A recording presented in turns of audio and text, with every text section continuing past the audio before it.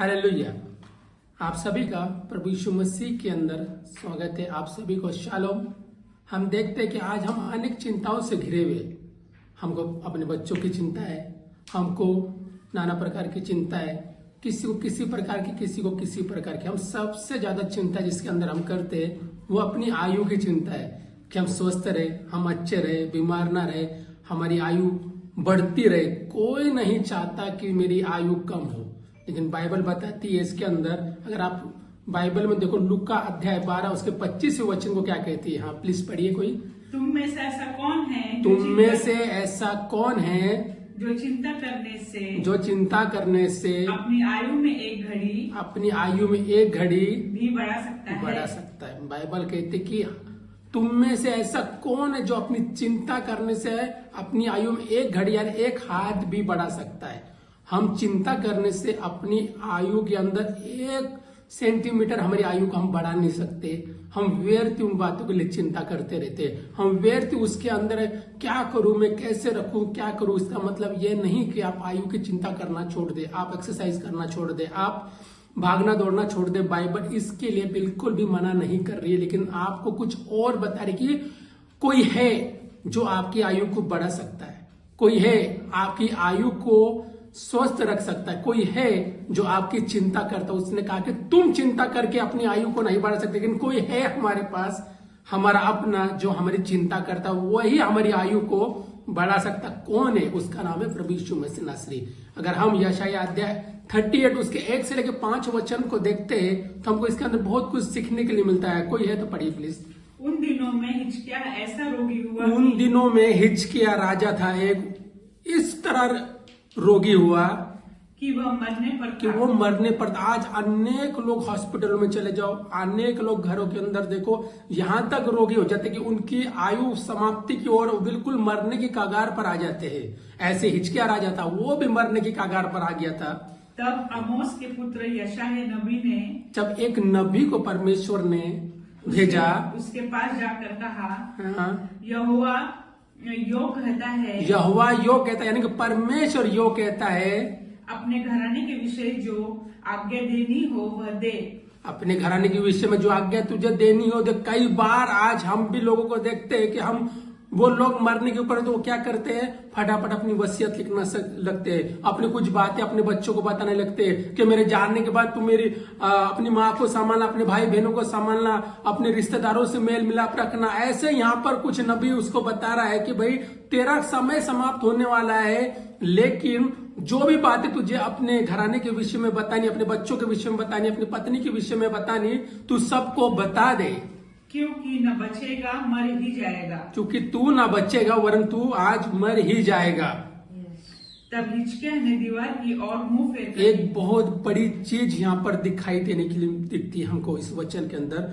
तब हिजकिय्याह ने वहां पर सबसे पहले एक बहुत बड़ा फैसला किया प्रार्थना करने का, और उसने तुरंत घुटने टेक कर अपना मुंह दीवार की ओर कर यानी कि बाइबल बताती कि संसार की ओर से मुंह फेर कर उसने परमेश्वर के आगे हाथ फैलाए। यहोवा से प्रार्थना करके कहा, हे यहोवा मैं विनती करता हूँ, हे यहोवा मैं विनती करता हूँ, स्मरण कर कि मैं, याद कर कि मैं सच्चाई और खरे मन से, इसका मतलब वो इससे पहले सच्चाई और खरे मन से परमेश्वर के पीछे लगातार चलता हुआ आ रहा था। तभी उसने परमेश्वर को अपनी पिछली बातें याद करने के लिए बताया। आज आप और मैं जान ले कि जब हमारे पास ऐसी कोई घड़ी आती है या हम किसी के साथ प्रार्थना के लिए जाते हैं, क्या हम पिछली बातों को स्मरण करा सकते हैं परमेश्वर को? क्या हम परमेश्वर को बोल सकते हैं कि खुदावंद मेरी पिछली बातों को याद कर कि मैं कितनी सच्चाई और खराई से तेरे साथ चलता है? क्या हमको परमेश्वर बोले तू खुद अपनी पिछली जिंदगी को याद कर, तेरे पास समय था लेकिन तू चर्च नहीं आया, तेरे पास समय था तूने प्रार्थना नहीं की, तेरे पास समय था तूने वचन को नहीं पढ़ा, तेरे पास समय था चोरी ना करने का, तेरे पास समय था व्यभिचार ना करने का, तेरे पास समय था झूठ ना बोलने का, तेरे पास समय था अपने माता पिता को सेवा करने का, लेकिन तूने किया? क्या परमेश्वर हमको ये बोले कि हम परमेश्वर को बोले खुदावंद तू याद कर अपनी मेरी पिछली जिंदगी को मैं कितना खराई और सच्चाई से परमेश्वर तेरे साथ चला, अपने को तेरे सम्मुख जान कर चलता आया। बिल्कुल हमेशा अपने सम्मुख परमेश्वर को जानने को, मुझको कोई देखे ना देखे, मुझको किसी को दिखाने के लिए अच्छे काम नहीं करने, मुझको किसी को दिखाने के लिए प्रार्थना नहीं करनी, मुझको किसी को दिखाने के लिए वचनों को नहीं पढ़ना, परंतु हमेशा यह जानो कि 24 घंटे कोई मुझको देख रहा है, किसी की नजर मेरे ऊपर बनी हुई है, वो हमेशा मेरी ओर ताक रहा है। जब आप इस चीज को अपने अंदर बसा लेते हो कि मुझको ये करना और मुझको कोई देख रहा है, आगे जो तेरी दृष्टि में उचित था, जो तेरी दृष्टि में उचित था वही करता आया हूँ। बिल्कुल, मैंने आपको पहले भी बताया कि हम परमेश्वर को कह सकते हैं परमेश्वर तेरी दृष्टि में जो उचित था वही मैंने किया है। अगर आप ये कह सकते हो तो आप देखो क्या हो सकता है इस कारण से। हिचकिया बिलक बिलक कर रोने लगा। क्यों रोने लगा? क्योंकि उसकी आयु आज समाप्त हो रही थी, लेकिन अपनी अच्छी बातों को भी उसने परमेश्वर के सामने, परमेश्वर क्या भूल चुका था? उसको याद दिलाना पड़ रहा था उसको? नहीं, परमेश्वर एक चाहता था कि ऐसे संकट के समय भी वो सबसे पहले चिंताओं के अंदर ना जाकर मुझको याद करे, तो मैं कुछ उसके जीवन के लिए करूं। तब यहोवा का ये वचन यशायाह के पास यशायाह नबी के पास दोबारा पहुंचा। जाकर हिजकिय्याह से कहा कि तेरे मूल पुरुष दाऊद का परमेश्वर यहोवा यो कहता है, मैंने तेरी प्रार्थना सुनी और तेरे आंसू देखे। हे सुन, मैं तेरी आयु 15 वर्ष और बढ़ा दूंगा। हालेलुया।